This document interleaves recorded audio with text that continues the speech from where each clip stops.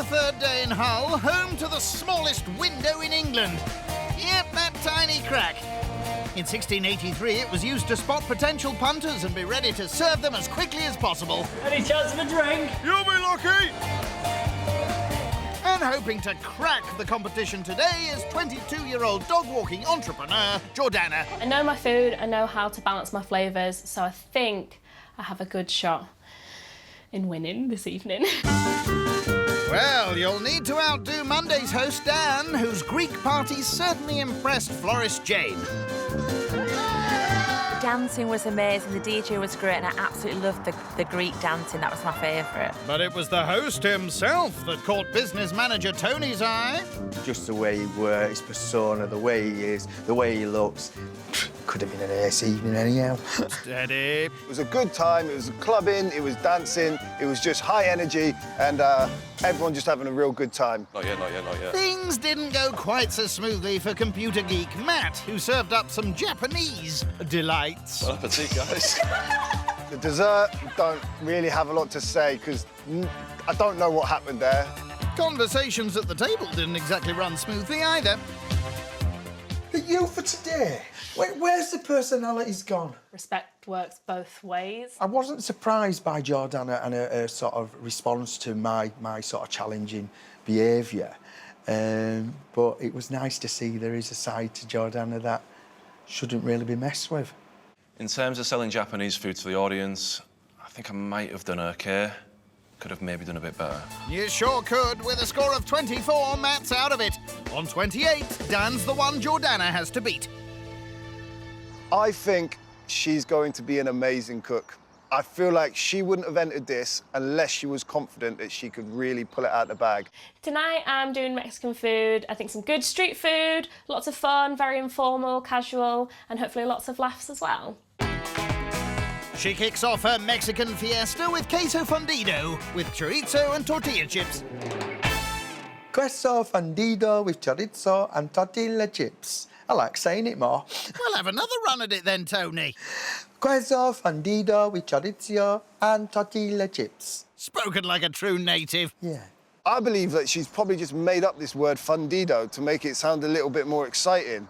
So is that crisp with dips? Let's find out. It is spicy Mexican cheese that you just dip things in and eat. Yes, it's crisps with dips. Jordana chops chorizo, which she'll combine with melted cheese just before serving. So with my tortilla chips, they're all going to be homemade because I didn't want to just open a packet and put it on the table. Good to hear. She starts by opening a packet. Look at that! It's like I bought them from a shop, You have. but I haven't. Have. Definitely not. She fries them in oil and sets them aside. Taste good? Yeah, I think they're fine. Well, high praise. It's the third night in Hull, where dog-walking entrepreneur Jordana is hoping a Mexican evening will win her £1,000. Arriba! Right, I'm going to go prepare our starters. So you lot have a natter, and I'll see you soon. You all right there, Jane? Is it just me, or can you smell dog in this house? I am always worried that my house smells like dog, so I think I've covered it up really well. Not well enough. I can definitely smell one. I was sniffing around trying to smell some dog, but I couldn't smell any dog. I'll be honest, I couldn't, you know. It's just you. I just don't understand why you couldn't smell the dog, because it's quite a strong smell. Let's drown that smell out by frying up some onions. Why did the Mexican throw his wife off the cliff? Go on. Tequila! Ah, very good. Tequila is splashed in, then she adds cheese and chorizo. Doesn't look Edible? the best, but beauty is in the eye of the beholder. Then dim the lights and get it out there. Queso fundido. Here we go. Right, so this is queso fundido. So basically a spicy cheese dip that's got tequila in, chorizo, and then homemade tortilla chips as well. Fair play. The starter, the tortilla chips were really nice, but the actual dip itself with the chorizo in, it was a little bit too cheesy for me. It's not what I expected. What were you thinking? Well, I just want this. I'm glad it's this, actually. I just loved how cheesy it was. It was quite salty. I loved the chorizo in it. It was really nice, really tasty. I thought it was just like nachos. So Half right, I was nearly. surprised. I didn't like it. It wasn't. To be honest, it wasn't nice. That's a shame, but thanks for your honesty. I like it. I do like it. And it was a real nice, rich cheese, so all those flavours really went together. Oh, sorry. Oh, I've got a dog hair. Yeah. I'm so sorry. It's not a very big one. Do you like dogs?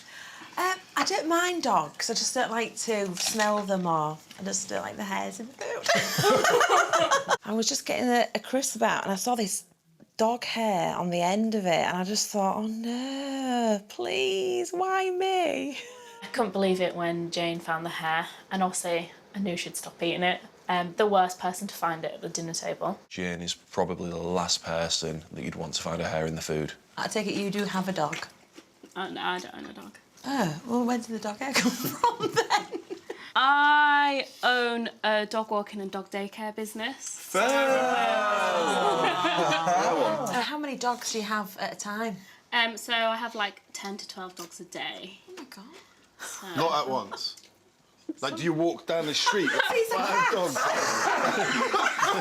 So I was really impressed that she had her own business at the age of 22. I think, oh, you know, good on her. I'm really, really proud of her. It's a really good thing to have. I'm really impressed. Yeah, you know, fantastic. Good on you. You know. Thank you. She's forward-thinking. She's a smart lady, and I'm growing warmer to her each day. Last night we had a bit of a debate, and I think it was nice to see that actually at 22 I do own my own business and I've got my act together. Right, so I've got a question. If we were dogs, what breed of dog would each of us be, do you think? And you can be brutal. No, she can't. So I think if Tony would be a little cocker spaniel, full of life, very preemed. I would say you're very more of a, bouncy. Sorry, You more know of you- a chihuahua or something. Would you? A little bit more wiry and a bit more like on edge. Yeah. But could be pretty as well. Like, Thanks, Dan. put you in a bag. Put you in a bag, but at the same time you're kind of annoying it in a like cute way. Yeah. There's a compliment in there somewhere. He's lively and pretty, you know, and quite annoying at times. Dan could never insult me because he's just perfect. You're perfect, Dan. He's very popular, isn't he, Dan? Jane would probably be like a little Pomeranian. Oh, I think I'm more of a poodle. Poodles get a lot of attention, and they're like big, bold, and I think she'd rather be that than a little yappy Pomeranian. I'm well groomed, I'm preened, I'm like this. I'm a poodle. I would have said I am more of a German Shepherd kind of guy. Really? Yeah, you know, just Loyal. loyal, Likes his food. good all-round guy, big and strong. I'm definitely a German Shepherd. And then Dan. Yes, me. What kind of dog? What kind of dog would I be? I think it'd be one of those dogs with like the big spiky ears. Like, is it? I don't know how to say it. Is it like a Durbanum? Durbanum? He's a Durbanum. What? Durbanum? Say it again. Durbanum? I think that's a department store. So I hope you all enjoyed that, and I'm going to go back into the kitchen, try and pull all the dog hairs out of me.